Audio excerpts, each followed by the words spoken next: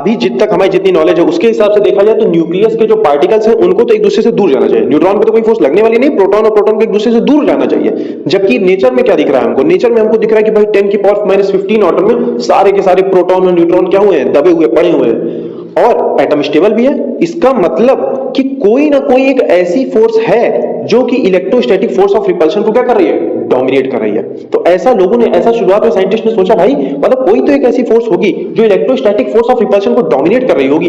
उस फोर्स को नाम दिया गया स्ट्रॉन्ग न्यूक्लियर फोर्स। अब ध्यान से सुनिएगा, strong nuclear force. Nuclear force इसलिए भाई क्योंकि ये फोर्स सिर्फ हमको न्यूक्लियस के अंदर दिखी, बाहर तो कहीं दिखी नहीं। जैसे मतलब बाहर तो कहीं दिखी कि नहीं का क्या मतलब है? मतलब न्यूक्लियस के अंदर दिखी, एटम के स्केल पे नहीं दिखी। मान लीजिए एक एटम ये है, दूसरा एटम ये है, ये न्यूक्लियस है, उसके ये इलेक्ट्रॉन। इवन इसकी और इसके न्यूक्लियस के बीच में भी हमको कोई इस तरीके की फोर्स नहीं दिखी।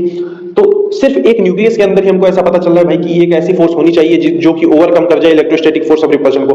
तो इसलिए इसको नाम दिया गया न्यूक्लियर फोर्स। स्ट्रॉन्ग नाम क्यों दिया गया? अब उसके बारे में अगर मैं बात करूं तो आपको पता होना चाहिए कि दुनिया में सिर्फ 4 तरीके की फंडामेंटल फोर्सेस हैं। कौन सी 4 तरीके की फंडामेंटल फोर्सेस? अभी अभी आपने देखा, strong nuclear force, electromagnetic force, there is weak nuclear force also, and there is gravitational force. इसमें सबसे वीक कौन सी है? Gravitational force. सबसे स्ट्रॉन्ग कौन सी है? Strong nuclear force. इसीलिए इसकी आगे, तो इसका मतलब कि एक ऐसी फोर्स है जो कि इलेक्ट्रोस्टैटिक फोर्स ऑफ रिपल्शन को भी ओवरकम कर जा रही है, और उस फोर्स को नाम दिया गया स्ट्रॉन्ग न्यूक्लियर फोर्स। तो पहला पॉइंट मैंने यही लिखा हुआ है यहाँ पे, this is the strongest of all fundamental forces. चारों फंडामेंटल फोर्सेस में सबसे स्ट्रॉन्ग कौन सी है? Strong nuclear force. It is almost 100 times as stronger as compare to electrostatic force. ठीक है।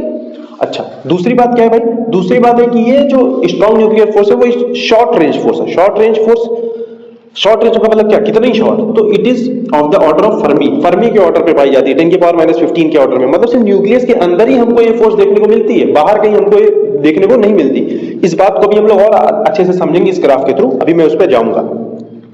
तीसरी बात, सैचुरेशन। ये क्या है भाई? ये सैचुरेशन क्या है? तो हमने पढ़ा हुआ है इस न्यूक्लियर फोर्स पे आने से पहले, binding energy per nucleon, binding energy per nucleon versus mass number का प्लॉट देखा हुआ है। तो कुछ इस तरीके से हमको देखने को मिलता है। तो हमने देखा भाई A = 30 से A = 170 के बीच में जो बाइंडिंग एनर्जी पर न्यूक्लियन होता है, ऑलमोस्ट क्या होता है? कांस्टेंट होता है। इसका मतलब कि न्यूक्लियॉन्स तो बढ़ते जा रहे हैं, but binding energy per nucleon क्या है? कांस्टेंट बनी हुई है, उसमें कोई खास चेंज नहीं आ रहा है। इसका मतलब कि जो भी एक न्यूक्लियॉन है वो अपने आसपास वाले न्यूक्लियॉन से ही इंटरेक्ट कर रहा है, ज्यादा दूर वाले न्यूक्लियॉन से इंटरेक्ट नहीं कर पा रहा है। इसी फिनोमेना को, इसी प्रॉपर्टी को कहा जाता है कि ये सैचुरेशन की प्रॉपर्टी है। किसकी? न्यूक्लियर फोर्स की।